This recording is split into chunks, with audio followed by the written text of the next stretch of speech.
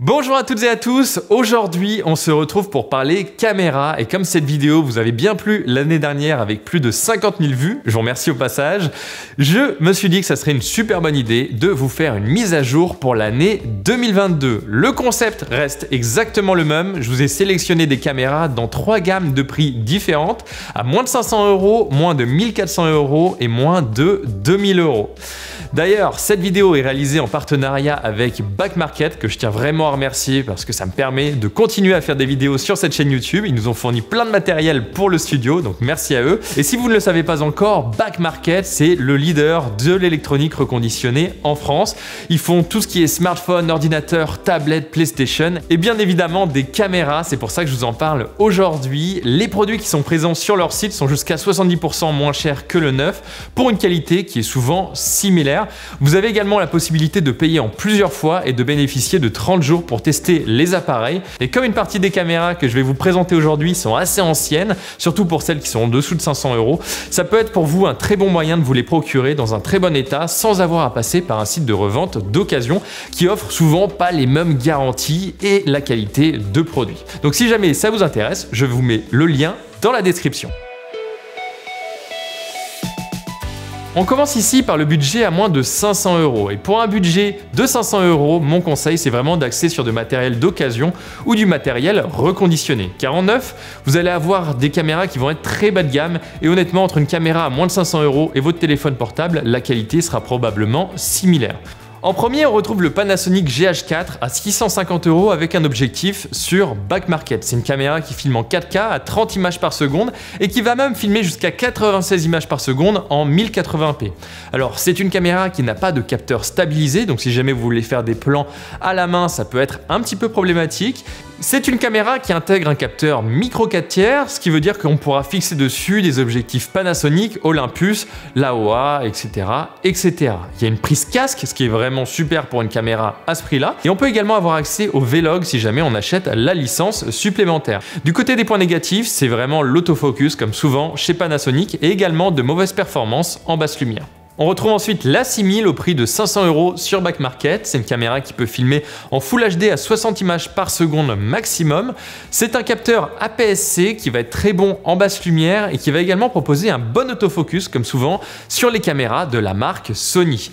Le point négatif, c'est que ce boîtier ne propose pas de prise micro externe ou de prise jack. Néanmoins, il est tout de même possible de s'équiper d'un micro propriétaire Sony qui vient se fixer sur la griffe flash du boîtier. Le troisième boîtier de cette sélection, c'est le Panasonic G85 ou G80 qui se retrouve à 680 €. Donc là, on sort un petit peu des 500 €, mais je préfère l'inclure car son prix varie pas mal et dépendamment des sorties qu'on aura dans l'année 2022, ça m'étonnerait pas qu'on le retrouve en dessous de 500 €.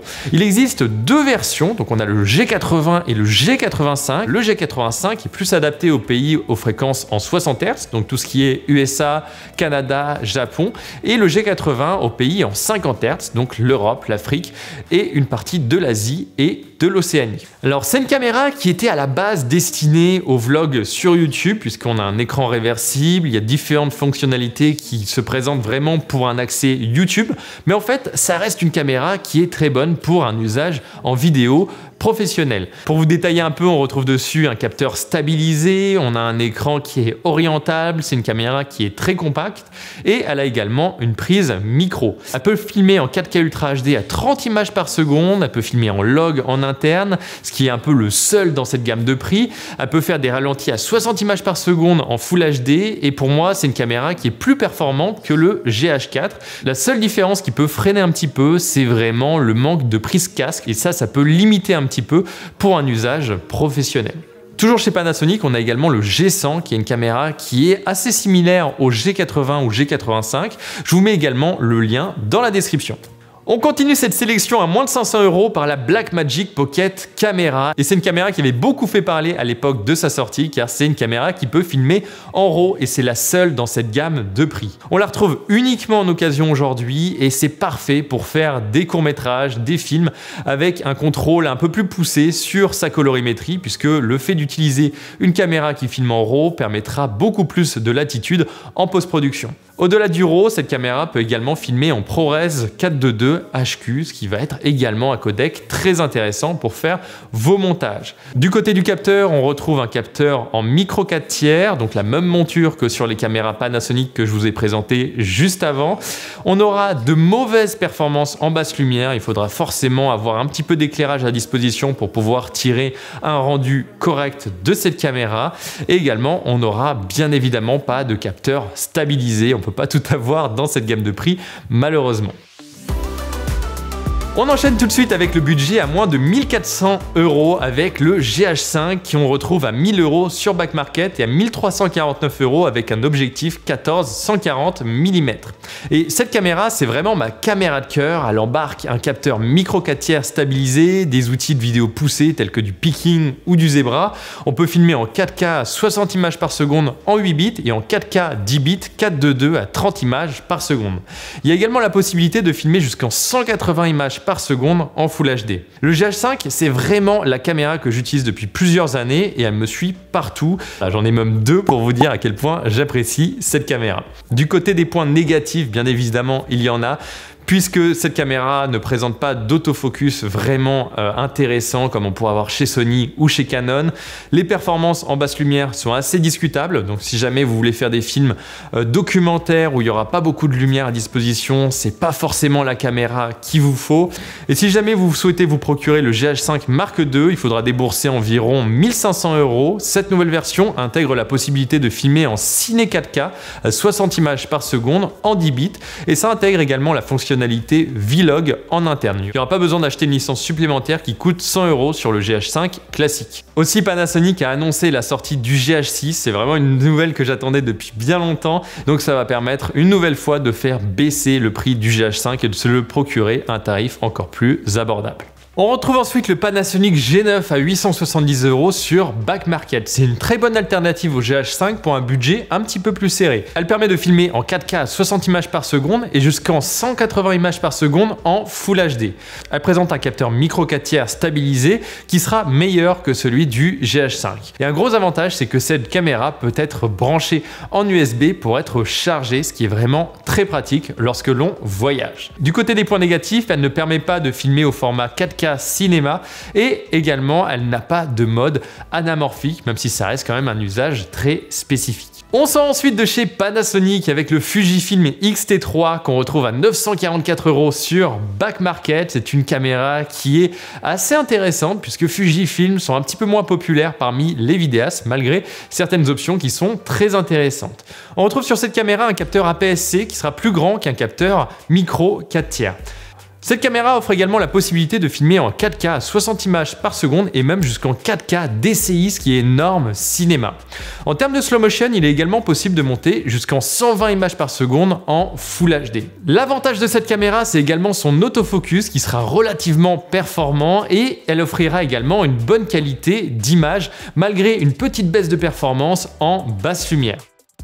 Et on a également un écran orientable dont je ne suis pas forcément très fan, c'est le même système qu'on peut retrouver sur certaines caméras de la marque Sony. Je sais qu'ici on parle principalement de vidéo, mais sachez que le X-T3 permet également de réaliser de belles photos, ce qui peut être avantageux si jamais vous faites à la fois de la photo et de la vidéo. On passe ensuite chez Sony avec le A6600 à 1450 € sur Amazon. On ne le retrouve pas malheureusement sur Back Market. C'est une caméra qui permet de filmer en 4K à 30 images par seconde maximum et jusqu'à 120 images par seconde en Full HD. Comme la majorité des caméras Sony, elle présente de bonnes performances en basse lumière, de très bon autofocus et un écran orientable. On a également la possibilité de filmer en S-Log, le format logarithmique de chez Sony, et c'est également une caméra de très petite taille, ce qui sera parfait pour les personnes qui veulent faire de la vidéo en voyage.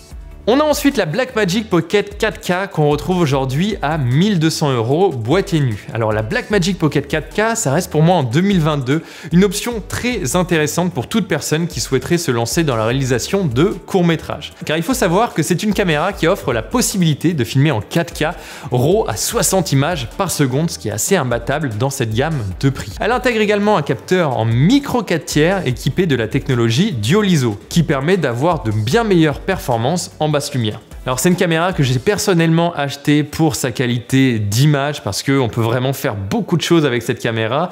Le fait qu'elle filme en RAW, ça permet également de belles latitudes en post-production pour faire un travail des couleurs, pour faire un petit peu de travail d'étalonnage. Alors notez tout de même que dans les 1200 €, il faudra rajouter quand même pas mal d'équipements puisque cette caméra consomme beaucoup de courant. Généralement, on conseille de l'utiliser avec une alimentation externe, donc que ce soit sur des batteries V-Lock ou avec un grip qui peut être vendu par Blackmagic. Donc évidemment, ça représente de l'encombrement et un coût supplémentaire. Donc pour moi, c'est une caméra qui n'est pas faite pour tout le monde. C'est une caméra qui est plus adaptée à un usage studio qu'un usage extérieur. Si jamais votre but c'est de faire des films, de faire du cinéma ou de faire du travail en studio avec une grande qualité d'image, c'est définitivement une caméra à considérer.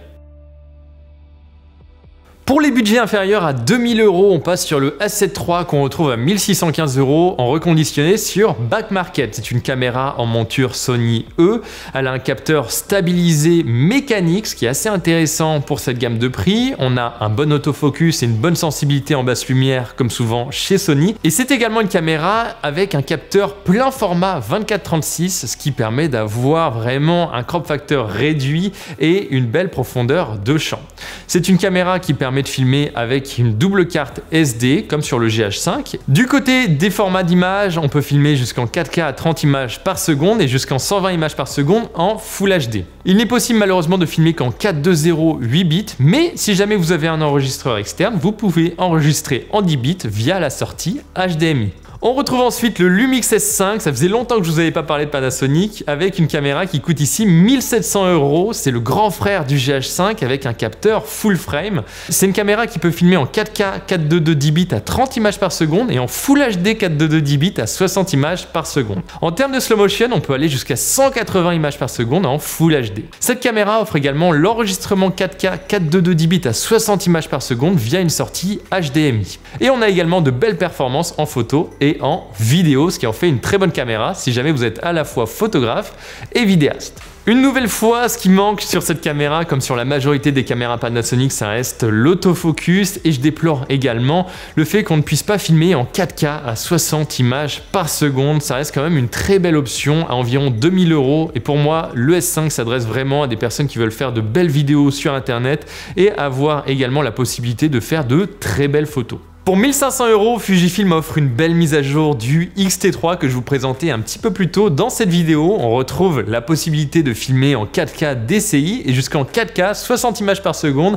en 420 10 bits. Si jamais vous filmez en Full HD, vous pouvez même monter jusqu'en 240 images par seconde pour obtenir des ralentis assez incroyables. Le capteur est également stabilisé, alors attention tout de même si jamais vous voulez filmer en 4K et utiliser en même temps la stabilisation du capteur, il y aura un crop de 1.29 qui sera effectué, donc vous aurez un angle de champ un petit peu réduit. C'est quelque chose qu'il faut prendre en compte si c'est des options que vous souhaitez utiliser. Au niveau de l'autofocus, on note une amélioration face au X-T3, même si ça ne vaut pas l'autofocus d'une caméra Sony ou Canon. Pour ce qui est des performances en basse lumière, de nouveau, c'est mieux que sur le X-T3, mais ça reste encore assez discutable. Donc si jamais pour vous, les capacités en basse lumière sont importantes, je vous conseillerais plus de partir sur une caméra de la marque Sony. Et ainsi se termine cette nouvelle vidéo. J'espère vraiment qu'elle vous aura plu et qu'elle vous permettra de trouver la caméra adaptée à votre budget et à votre besoin. Encore merci une nouvelle fois à Back Market d'avoir été partenaire de cette édition 2022 de ce guide d'achat caméra. Donc si jamais vous avez besoin d'une nouvelle caméra ou de n'importe quel appareil électronique, n'hésitez pas à aller faire un tour sur le site backmarket.fr. Je vous mets tous les liens en description. Et également, n'oubliez pas de vous abonner pour ne pas manquer les prochaines vidéos qui arrivent très prochainement sur la chaîne. Sur ce, je vous dis à très vite, portez-vous bien et surtout restez créatifs. Ciao!